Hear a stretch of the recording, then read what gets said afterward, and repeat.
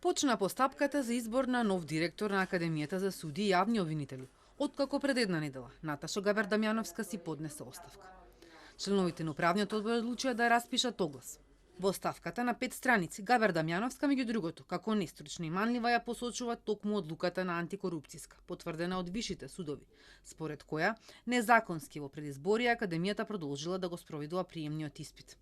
Поради ова, антикорупцијска во мај иницираше одговорност за Габер-Дамјановска, а управниот одбор денеска одлучуваше. Ќе известат комисијата дека таа во меѓувреме си заминала.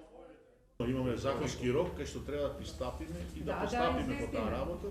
Тие рокови течат уште и мислам дека сме при крај.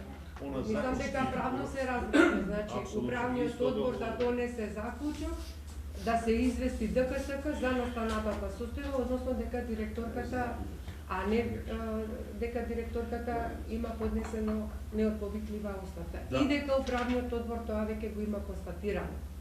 ДКСК бараше одговорности од членовите на управниот одбор на Академијата, од институциите што ги назначуваат.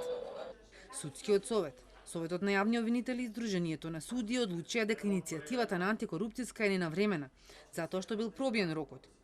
И државниот обвинител предлага член, но моментално на тоа место седи актуелниот обвинител Љупчо Коцевски, кој бил предложен од неговиот претходник Јовески. За да не одлучува сам за себе, колегиумот во Републичкото обвинителство донел одлука дека иницијативата е ненавремена, ни рече Коцевски. Општата седница на Врховниот суд пак донесе заклучок дека недостасуваат клучни списи во конкретниот случај. И од Академијата го побарале записникот од седница на приемната комисија и одлуката на управниот одбор за временската динамика за полагање на приемниот испит.